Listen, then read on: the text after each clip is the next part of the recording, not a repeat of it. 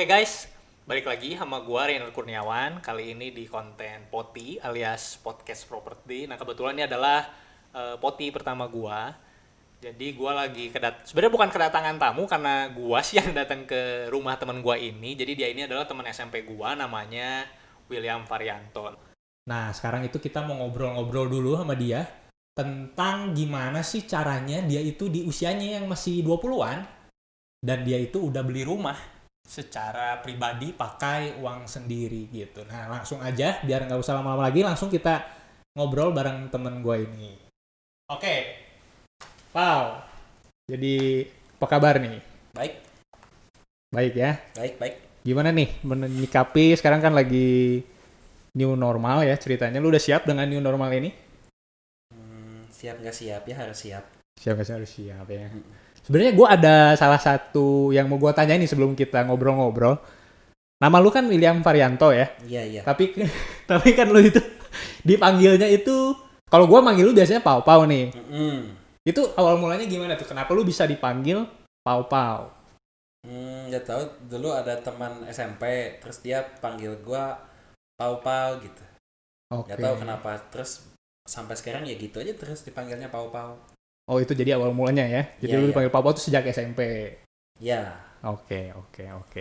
Nah jadi ya seperti yang tadi gue udah ngomongin nih, jadi sekarang itu kita tuh mau ngobrolin tentang proses lah ya, gimana lu sampai sekarang akhirnya bisa punya rumah ini gitu ya. Iya. Oke. Kita gak usah terlalu serius ya, santai aja. Iya. Jadi rumah lu ini adalah rumah lu yang lu beli secara, maksud lu beli ini rumah tuh sendiri ya? Iya. Ya, pakai uang lu sendiri juga ya?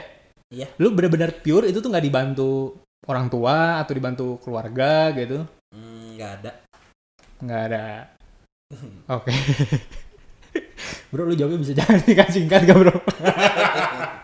Oke. Jadi, lu udah berapa lama ya tinggal di sini? Dari Oktober atau September tahun kemarin lah kira-kira. Jadi lu tinggal di sini udah dari Oktober tahun 2019 ya? Iya. Oke. Jadi lu beli itu waktu Oktober 2019 itu? Atau lu udah memang beli ini dari lama baru lu tinggalin pas Oktober itu? Dari September apa Oktober itu lah. Pokoknya udah di ACC sama KPR Bank langsung aja tinggalin. Oh lu tinggalin. Jadi lu beli rumah ini itu secara KPR. Betul. Kalau nggak susah tuh bro. Kalau nggak susah. Mahal. Jadi kalau boleh tahu nih, jadi harga rumah ini itu lu beli di tahun 2019 itu berapa ya? Nah ini harganya 2,2. 2,2 M. Iya. Dan lu beli secara pribadi pakai uang lu sendiri ya? Iya tapi KPR jangan lupa ya. Tapi KPR. Iya. Oke. Berarti waktu itu kan lu pakai KPR, berarti itu harus pakai DP ya? Betul. Nah jadi waktu itu lu DP-nya berapa ya buat beli rumah ini? Pokoknya harus keluar uang sekitar 20% ya dari harga total rumah. Kan kalau dari KPR banknya itu bisa 10%, tapi kan ada BPHTB 5%, lalu ada PPN dan lain-lain, ya harus pegang 20% dulu lah ya. 20%, berarti kalau dihitung kurang lebih lah ya, 20% kali 2,2 kan 440 lah ya, berarti lu kurang lebih punya uang segituan. Iya betul. 500 juta itu ya. Betul. Nah, berarti mungkin yang bikin gue penasaran adalah usia lu sekarang berapa ya? Gue kelahiran 94 Desember.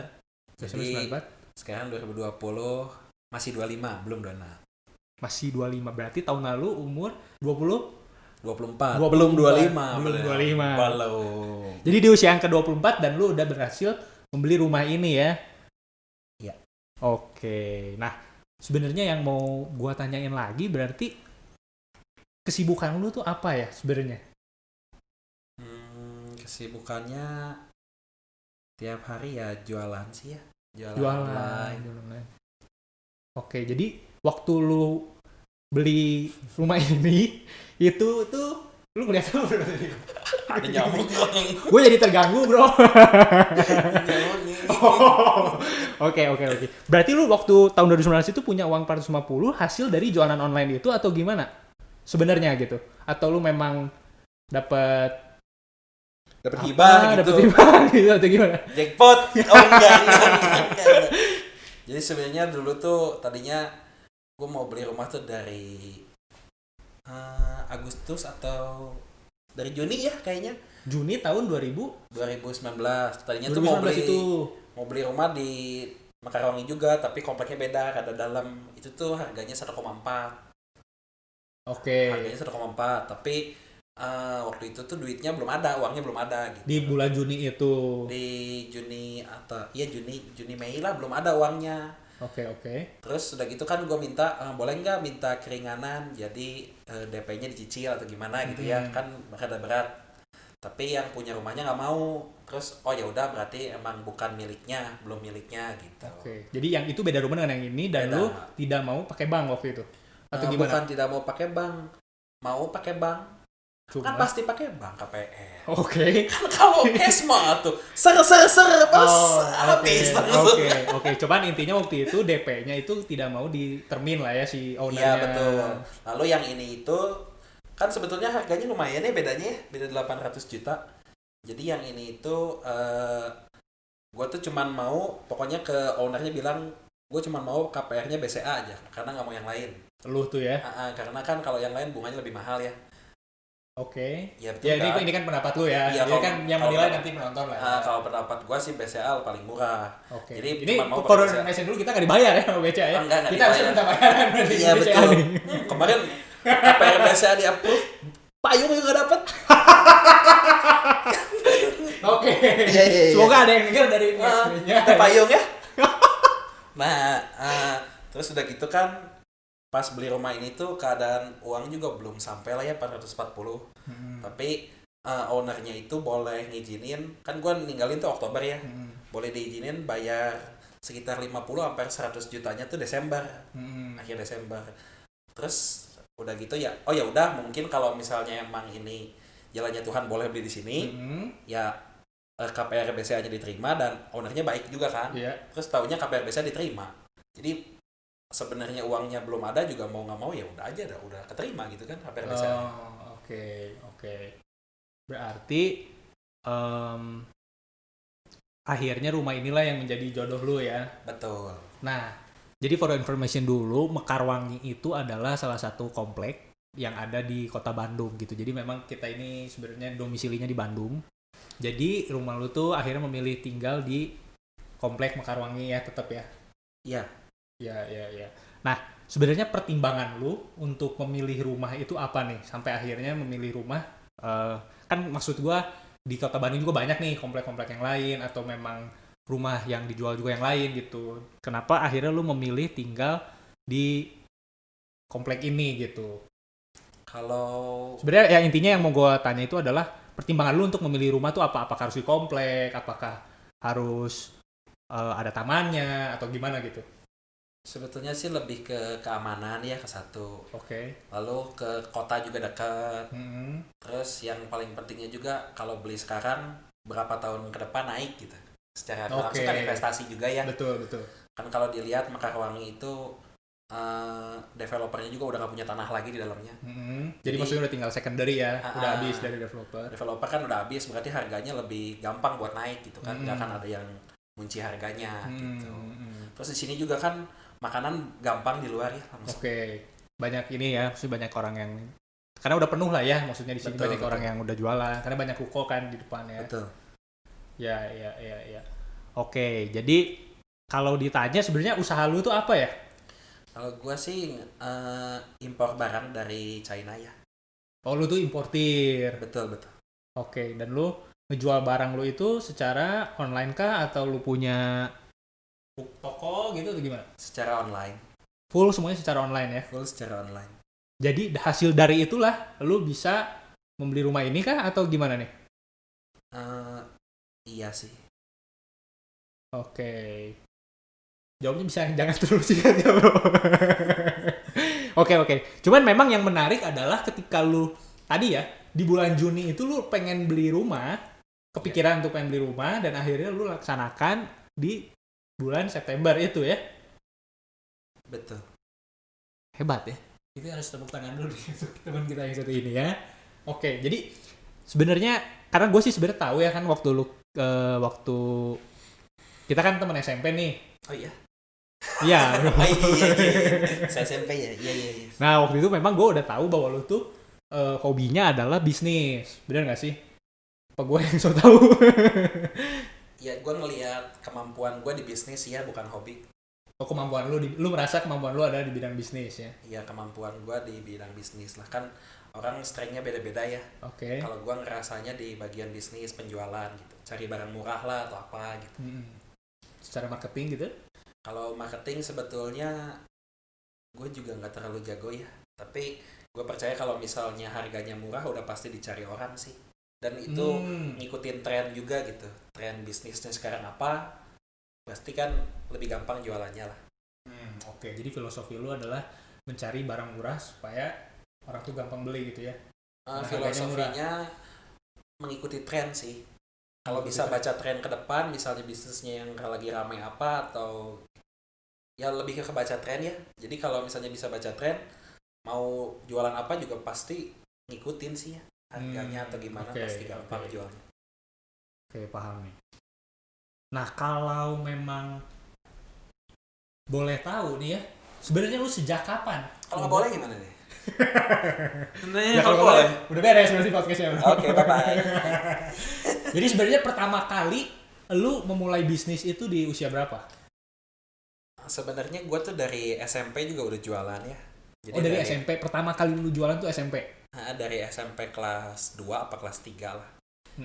Jadi itu tuh gara-garanya gue tuh mau beli, dulu tuh pas zaman SMP tuh lagi ngetrend tuh Crocs. Sendal ya? Sendal Crocs. Terus udah gitu entah kenapa gue pengen beli, tapi gue kan gak punya duit tuh. Terus cari-carilah resellernya segala macamnya. Dari situ mulai berkembang, dari SMP jualan kan. SMP itu jualan Crocs tuh sekitar 1 tahun lah. Lalu dari 1 tahun itu gue bisa beli motor sendiri waktu itu. Oh, jadi lu beli motor sendiri pakai uang hasil dari jualan Crocs itu zaman SMP ya? Betul. Oke. Nah, terus akhirnya dari tapi situ, motornya motor bekas sih, enggak motor ya, baru. tapi kan intinya udah pencapaian banget lah ya di kelas 2 atau 3 SMP. Oh enggak 3 SMP lah, kan belinya SMA kelas 1. Oh, SMA kelas 1 itu udah beli motor pakai uang sendiri dari hasil jualan sandal Crocs. Oke. Nah, dari situ akhirnya gimana? Gue sih lebih ngikutin tren terus ya kan. Terus udah gitu dari Crocs tuh pas SMA kelas 1 tuh berarti 2011 tuh lagi ngetren BB tuh kan, BlackBerry. Oh, BlackBerry, betul. Itu zaman kita kelas 11 ya? Kelas 11. Jadi gue jualan BlackBerry kelas 11, kelas 12 gitu. Nah, itu tuh maksud gue kan waktu kita SMP tuh relasinya masih dikit ya, lu bisa dapetin barang BB itu tuh gimana tuh? Kalau dibilang ya mungkin dari internet, atau emang kayaknya berkat dari Tuhan juga ya. Lebih besarnya berkat dari Tuhan kayaknya. Berkat dari Tuhan. Iya. Jadi lu kayak ngulik-ngulik nyari-nyari sendiri, akhirnya dapatlah salah satu distributornya gitu. Betul. Oke. Tapi itu kalau bisa dibilang berarti masih main-main lah ya, atau gimana tuh? Jadi lu masih mencari tren atau lu udah settle atau gimana? Sampai sekarang juga masih mencari terus ya trennya ke depan apa. Kan kalau orang mau baca tren harus tahu banyak berita, harus dengar informasi-informasi, sering baca. Gitu. Oke, itu termasuk salah satu tips yang oke, bahwa kita tuh harus up to date terhadap tren. Salah satunya adalah sering membaca berita gitu ya, supaya kita tahu sebenarnya tren-tren sekarang itu apa gitu ya. Tuh harus mau belajar lah. Harus mau belajar, oke. Nah, jadi waktu itu setelah SMA itu terakhir tuh kan berarti yang jualan BB itu SMA ya? SMA kelas 2 jual BB, betul. Nah, terus udah gitu ada semasa SMA ada jualan yang lain lagi? Waktu itu sempat jualan celana chino. Oh, betul. Iya, itu lagi zaman ya, celana chino yang kain coklat gitu ya? Betul. Oke, itu juga termasuk lu ngambil juga ya, atau lu produksi tuh? Kalau dulu itu produksi sih, tapi masih maklun ya. Tapi lu udah berangkat, jadi yang tadinya lu ngambil barang sekarang produksi. Iya. Oke. Nah, setelah lu lulus SMA itu Setelah lulus SMA, sebetulnya belum lulus sih, waktu itu masih kelas 3 SMA, belum wisuda gitu. Terus udah gitu, tadinya tuh gue mau produksi sendiri celana chinonya. Tapi ditawarin sama orang, udah aja ini ambil laundry katanya. Oh, laundry. Laundry udah semua, mesinnya ada segala macam. Boleh lah katanya, langsung diambil. Jadi dulu posisinya gue masih pakai seragam SMA, udah jaga laundry dulu jadinya. Waktu itu Jadi waktu lu SMA, lu jaga laundry yang SMA hasil dari laundry lu beli kan? Iya betul. Itu kan SMA akhir lah, jadi udah nggak ada kelas, udah nggak ada apa ya. Jadi jaga laundry waktu itu dari SMA akhir. Gitu. Oke. Nah setelah itu lu akhirnya kuliah atau lu lanjut Akhirnya kuliah di Unpar, gue lulusan administrasi bisnis Unpar. administrasi bisnis di Unpar. Nah waktu kuliah tuh lu tetap melancarkan bisnis lu atau Semasa lu fokus kuliah, ke kuliah? kuliah sambil usaha laundry sih dilanjutin. Jadi pas kuliah itu laundrynya jadi punya 3 cabang waktu itu. Wow, hebat ya. 3 cabang, tapi di tahun 2016 satu laundrynya kebakaran. Satu laundry, oke. Oh, terus kan waktu itu tuh sebenarnya informasi dulu gitu ya. Ya. Dulu tuh gue udah beres SMA kelas 3, terus gue tinggal sendiri di laundrynya. Jadi udah tinggal sendiri gitu. Udah nggak sama orang tua, nggak sama siapa-siapa, tinggal sendiri di laundry. Jadi Nah laundry itu lu memang dekat kampus berarti? Atau gimana? waktu itu tuh laundrynya di Maranatha, tapi gue kuliah kan di Unpar. Nah, Tapi memang dapatnya di Maranatha, oh ya udah gitu. Jadi depannya dipakai laundry, belakangnya ada kamar buat gue. oke. Terus pas 2016 kebakaran, jadi semua baju gue juga udah kebakar aja, semua nggak ada sisa sih. Oh, berarti lu di situ rugi dong? Atau lu Ya rugi banget sih, rugi gede. oh rugi banget. Iya, semua nggak ada. Semua habis ya? Habis semua. Tapi Baju untung juga. lu masih ada kan? Oh iya, iya. Baju juga tinggal yang dipakai. Oh, itu oke. Itu kebakaran karena apa berarti? Atau memang murni bencana aja atau gimana tuh? Ya mungkin murni bencana. Kita lah ya. pikir positif aja lah ya. Iya, iya. Nah, jadi lu melihat si kebakaran itu tuh lu menyikapinya gimana, Pak? Ya menerima aja ya, kan udah terjadi juga. Gatel, Pak. Ya. Oke, jadi gimana? Ini lagi serius Pak, tolong Oh, ya. siap. Emang gatel ada nyamuk kan gimana ya? Oke, jadi lu menyikapi si kebakaran itu gimana, Pak? Apakah lu jadi down atau itu adalah titik terendah? Lu kan maksud gua gini, lu kan tadinya udah sukses nih, maksud gua lu udah bisnis lu udah oke nih dari lu SMP, tapi akhirnya ada satu titik juga ternyata mungkin itu adalah membuat ya mungkin sebuah rintangan gitu. Atau gimana lu menyikapinya? Ya namanya hidup kan pasti harus berjalan terus ya, pasti Betul. harus berkembang gitu. Ada masalah yang harus dilewati, jadi ya udah aja, gimana lagi. Kan gue percayanya janji Tuhan lebih besar lah ke depannya. Oh, itu gue setuju banget sih. Oke, terus gimana lagi? Ya udah, apa lagi? Oke, jadi lu Menyikapi intinya gitu aja. berserah ya. Nah, akhirnya dari situ lu bangkit lagi kapan tuh? Dari situ ya disebut bangkit juga, beda 2-3 minggu sebetulnya gue langsung buka lagi laundry. Wow, 2-3 minggu lagi langsung buka lagi laundry. Buka lagi laundry 2-3 minggu itu gitu. Tapi ya tetap ya bayang-bayang kebakaran ya masih ada, jadi lebih takut gitu. Mungkin jadi bukan parno ya, tapi lebih gimana ya, lebih menjaga keamanan lah ya. Oke. Ya, jadi lu lebih teliti lagi lah ya. Betul, itu dia. Oke. Nah, mungkin ini udah mau selesai juga videonya. Mungkin ada yang mau gue tanya lagi adalah sebenarnya setelah lu oke lah kan ceritanya lu udah membeli rumah nih. Sebenarnya target lu berikutnya apa tuh? Atau sebenarnya masih adakah sebenarnya cita-cita lu yang masih lu mau kejar gitu? Cita-cita yang masih mau dikejar dan pengen terus ada sih ya itu pengen dapat uang tapi guanya nggak capek gitu ya, tidur atau gimana tapi dapat uang. Itu mah terus cita-cita gitu kan. gue juga ya. Iya, ya mungkin sebagian orang kan ada yang workaholic, pengennya kerja. Kalau gue pengennya nyantai, uang ngikutin. Oke. Nah, buat terakhir banget nih buat kalian yang pendengar, mungkin ada sedikit tips dari lu buat orang lain yang mungkin punya pergumulan sama gitu. Sebenarnya kan yang mau gue bahas lagi ini. Ada orang ngomong mungkin beberapa tahun lagi itu generasi milenial itu bakal susah untuk beli rumah secara uang sendiri gitu ya. Karena memang rumah kan sekarang makin lama makin mahal harganya gitu. Tapi di sini lu membuktikan bahwa usia lu masih 20-an, bahkan 24 kemarin waktu beli rumah, dan itu lu bisa pakai uang sendiri juga gitu. Nah, jadi bagaimana nih tipsnya buat yang lain pendengar-pendengar Poti ini, terakhir kata dari lo sebelum kita akhiri video podcast ini. Sebetulnya lebih ke selalu mau belajar ya, selalu mau belajar, selalu ngerasa diri itu belum pintar gitu. Jadi mau belajar terus, ada hal baru pelajari lagi, sering banyak baca lah. Gitu sih ya. Dan apa ya?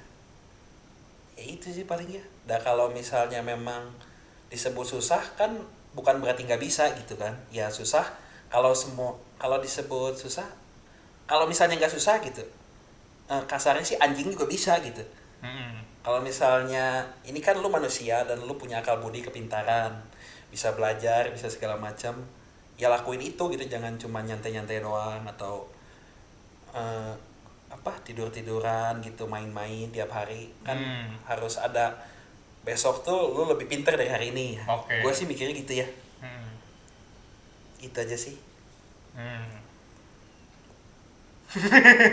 Oke, jadi intinya adalah lebih menaikkan kualitas diri lu ya, lebih baik ke investasi ke diri sendiri juga supaya lu bisa berinvestasi di hal-hal lainnya gitu ya. Betul. Jangan ngarepin orang lain lah, harapin dari diri sendiri dan Tuhan gitu. Kalau orang lain pasti nggak akan bener lah, pasti ada ngecewainnya namanya manusia mah ya. Oke. Gitu. Oke, so gue rasa itu akhir dari podcast properti ini alias Poti ini. Thank you banget buat kalian yang udah nonton Poti ini. Jangan lupa klik tombol like, subscribe, dan komen. Juga share Poti ini supaya nanti bisa ada Poti-Poti lain dan narasumber lain yang lebih menarik untuk ditonton. Thank you, dadah semuanya.